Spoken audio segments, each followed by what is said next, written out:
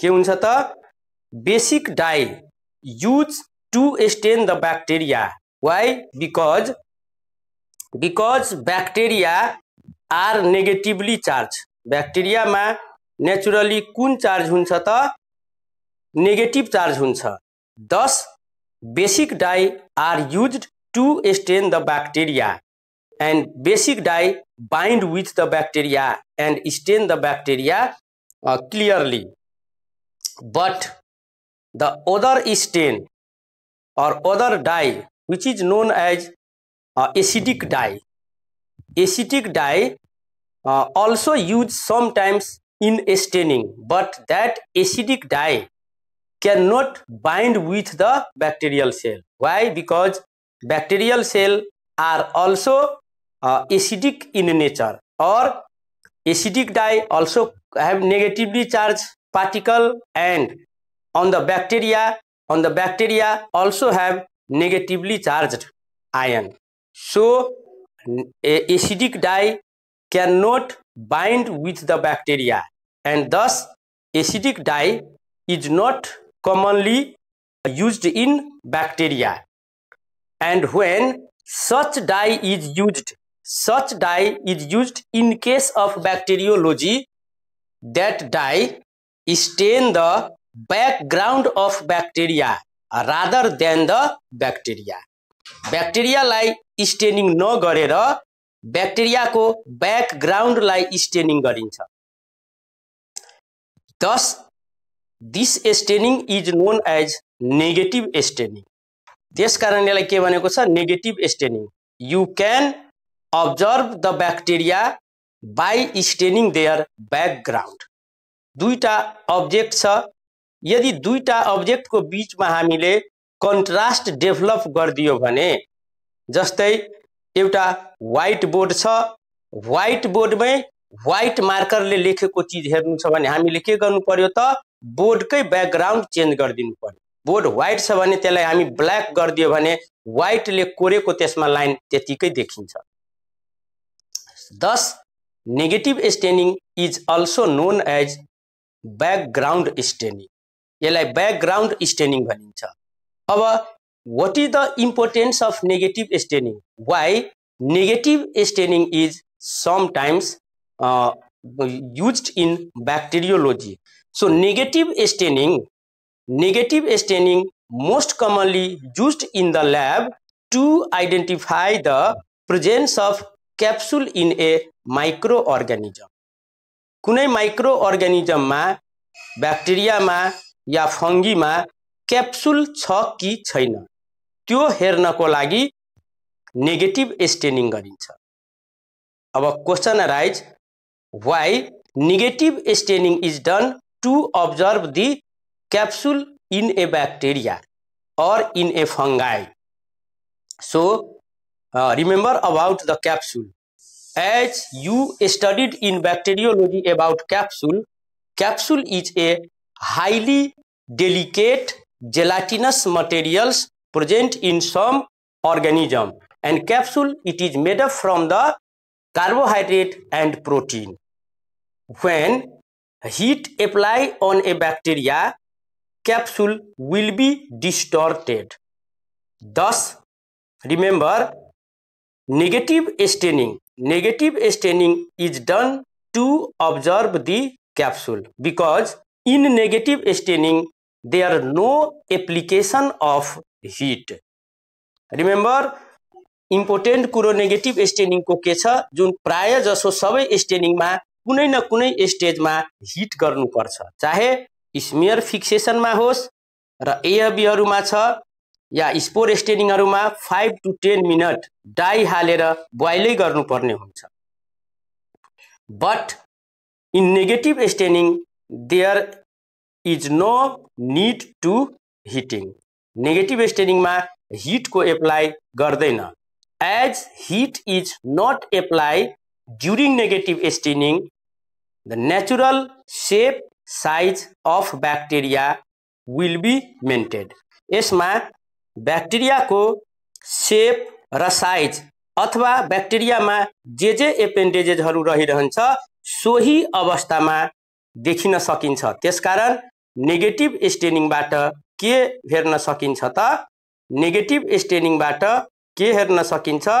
Negative स्टेनिङबाट ब्याक्टेरियामा capsule छ कि छैन त्यो हेर्न सकिन्छ र क्याप्सुल हेरेर हामी के गर्न सक्छौं? By observing capsule in a bacteria you can identify the capsulated bacteria. So capsulated bacteria लाई identify गर्नको लागि डिटेक्ट गरिन्छ र there are few bacteria which are capsulated and you know that capsule is known as virulence factor and capsulated bacteria are more pathogenic because capsule is one of the virulence factor present in bacteria.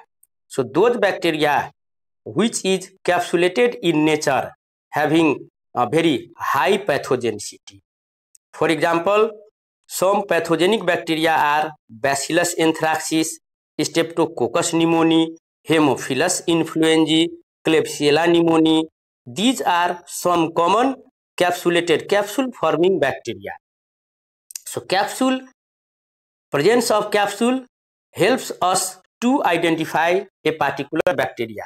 Similarly, there is a fungi which is most common causative agent of fungal meningitis. That fungi is known as Cryptococcus neoformans. So Cryptococcus neoformans is also identified in the lab by observing their capsule, and thus negative staining is also known as capsule staining. So simply it is a background staining, a capsule staining or negative staining, and in negative staining there is no application of heat. Negative staining मा heat को application नभएकोले क्याप्सुलहरू जुन स्टेजमा रहन्छ, जे अवस्थामा रहिरहन्छ त्यही अवस्थामा क्याप्सुलहरू अब्जर्भ गर्न सकिन्छ, देखिन सकिन्छ। अर्को कुरो त मैले यहाँ के भने, what is the importance of negative staining? एउटा इम्पोर्टेन्स के भयो? By negative staining one can observe presence or absence of capsule in a organism. अर्को यसको युज भनौं या इम्पोर्टेन्स के छ त नेगेटिभ स्टेन को? there are some bacteria which is very difficult to stain by any other method of staining. So that bacteria can be identified or can be observed by negative staining. That bacteria are Spirilla and Spirochetes. Treponema pallidum is a spirochetes, causative agent of syphilis, is very difficult to stain. So in that case, microbiologist or the pathologist use negative staining, due to which background of the bacteria is stained, and under that color background, colorless bacteria will be observed clearly. So negative staining को दुईटा importance छ यसको। एउटा capsule detection गर्ने र अर्को जुन ब्याक्टेरियालाई न सिम्पल स्टेनिङले, न ग्राम स्टेनिङले, न अल्बर्ट स्टेनिङले, न एएफबी स्टेनिङले स्टेन गर्न सकिन्छ, त्यस्तो ब्याक्टेरियालाई हेर्नु पर्यो भने नेगेटिभ स्टेनिङ गरेर हेर्न सकिन्छ। किनभने नेगेटिभ स्टेनिङमा ब्याक्टेरियालाई त स्टेनिङ गर्न सकिदैन, ब्याक्टेरियाको ब्याकग्राउन्डलाई स्टेन गरिन्छ र ब्याकग्राउन्डलाई स्टेन गरिदियो भने bacteria will observe or colourless bacteria will be observe under colour background. तो यो के को छ त नेगेटिभ स्टेनिङ को बारेमा। अनि अर्को यसमा नेगेटिभ स्टेनिङ मा एउटा प्रिकसन लिनुपर्छ। त्यो प्रिकसन के हो त? as heat is not apply in negative staining, bacteria remains in active form. Bacteria remains in active form. Bacteria active फर्ममा रहिरहन्छ। किनभने अरू स्टेनिङमा जब हिट फिक्सेसन गर्ने बेलामा हिट एप्लाई गर्छौ ब्याक्टेरिया केही एक्सटेन्टमा इनएक्टिभेट भएर जान्छ। But in case of negative staining as there is no application of heat bacteria will active, and so utmost caring should be required, during negative staining. Negative staining को बेलामा bacteria जुन स्टेजमा जुन स्थितिमा हुन्छ त्यही स्टेजमा स्टेनिङ गर्नुपर्ने हुन्छ। There is no application of heat, this precaution लिनुपर्छ नेगेटिभ स्टेनिङ गर्ने बेलामा। त यो नेगेटिभ स्टेनिङ को बारेमा भयो। नेगेटिभ स्टेनिङ भनेको के हो, नेगेटिभ स्टेनिङ गर्ने कसरी, नेगेटिभ स्टेनिङ को इम्पोर्टेन्स के छ।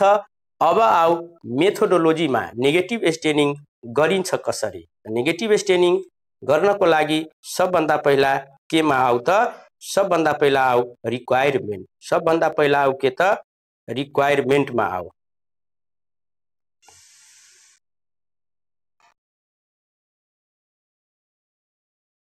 First of all, in the requirement, so like any other staining, in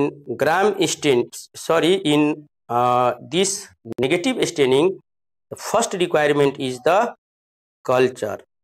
Write down requirement of which staining, requirement of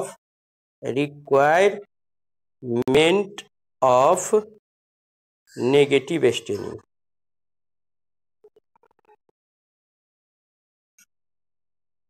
Requirement of negative staining.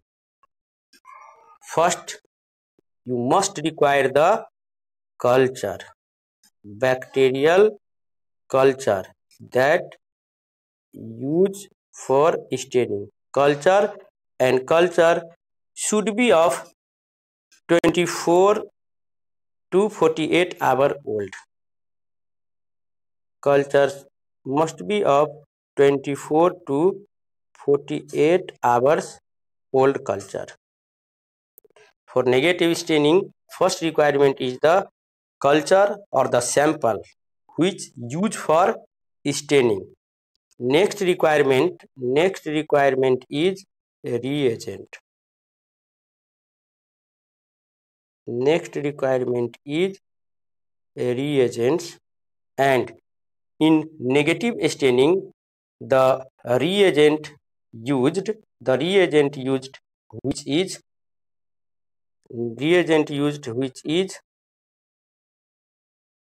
malachite green, not malachite green. In negative staining the reagent used is nigrosin. Reagent used is nigrosin.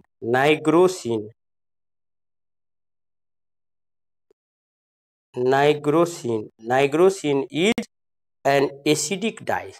Nigrosin is an acidic dye because, as I have told you, that in negative staining acidic dye is used and bacteria is also acidic, and acidic dye, when using acidic dye to stain a negative or acidic bacteria, such type of dye can never stain the bacteria.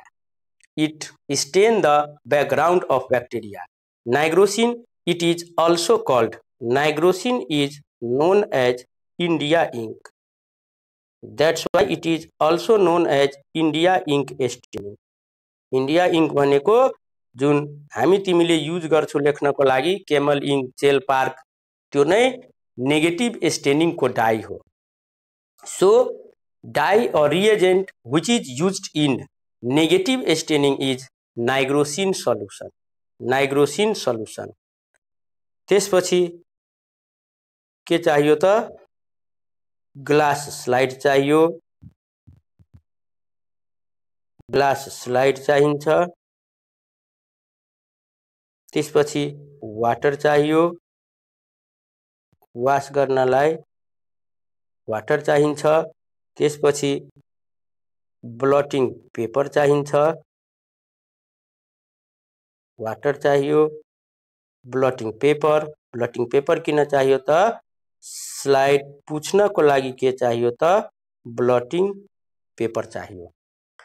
तिनीहरू के भयो त requirement भयो, के को requirement भयो त negative staining को रिक्वायरमेन्ट भयो। अब के कसरी गरिन्छ त स्टेनिङ, स्टेनिङ को मेथडमा आऊ। प्रोसिजर अफ नेगेटिभ स्टेनिङ, यसमा गरिन्छ कसरी negative staining. It is totally differ from the any other staining. के गरिन्छ त नेगेटिभ स्टेनिङमा, म यहाँ डेमो दिइरहेको छु।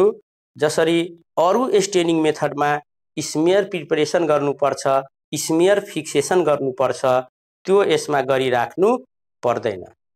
Smear preparation and smear fixation is not required in negative staining. So what does in negative staining, negative स्टेनिङमा के गरिन्छ त फर्स्टमा take a clean and dry slide, take a clean and dry slide, एउटा सफा र सुकेको स्लाइड लिन्छ, ग्लास स्लाइड है, एउटा सफा र सुकेको ग्लास स्लाइड लिन्छ। ग्लास स्लाइड लियो, त्यसपछि के गरिन्छ त त्यो ग्लास स्लाइडमा place a drop of nigrosin solution at the one side of glass slide. Glass slide को एउटा साइडमा एक छेउमा के राखिन्छ त नाइट्रोसिन सल्युसन, एक ड्रप नाइट्रोसिन सल्युसन राखिन्छ, या इन्डिया इंक जे भनौँ नाइट्रोसिन सल्युसन और इन्डिया इंक राखिन्छ, एक ड्रप राख्यो। त्यस पछाडि जुन ब्याक्टेरिया को कल्चर हुन्छ, ब्याक्टेरिया स्टेनिङ गर्नुपर्ने, त्यो ब्याक्टेरिया स्टेराइल लूपले यो ब्याक्टेरिया लिएर यसमा मिक्स गरिन्छ। केमा मिक्स गरिन्छ त ब्याक्टेरिया को सस्पेन्सन नाइट्रोसिनमा, नाइट्रोसिन सल्युसन जो राखेको हुन्छ स्लाइड माथि, त्यसमा राखिन्छ नाइट्रोसिन सल्युसन। नाइट्रोसिन सल्युसन राखिसकेपछि त्यसपछि अब के गरिन्छ, यो राखिसकेपछि त्यस पछाडि अर्को स्लाइडको मद्दतले, अर्को ग्लास स्लाइडको मद्दतले 45 एंगलको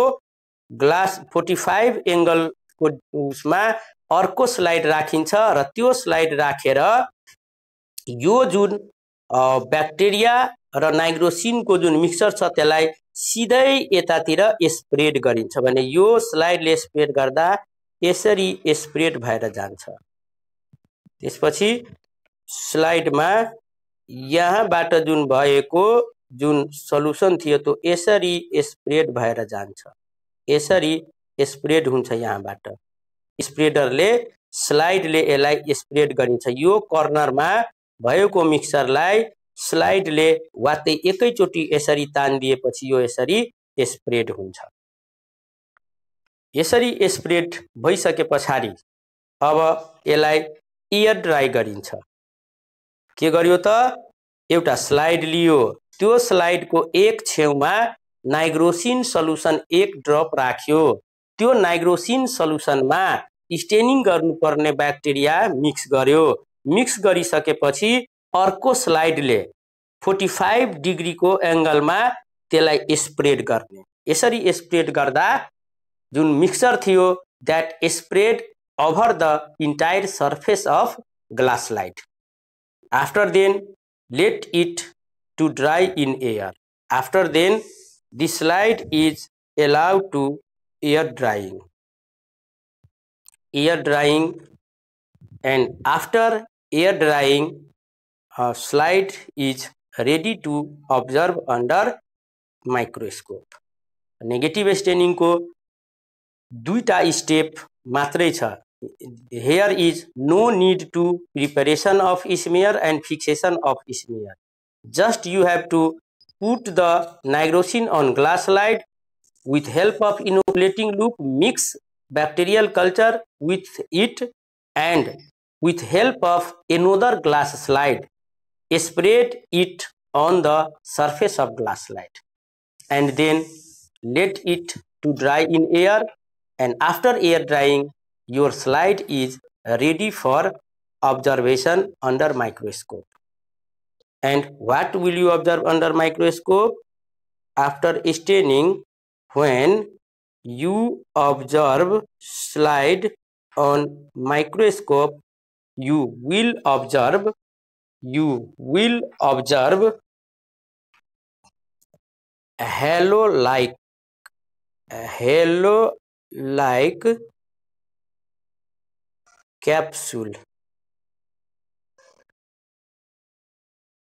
halo-like capsule,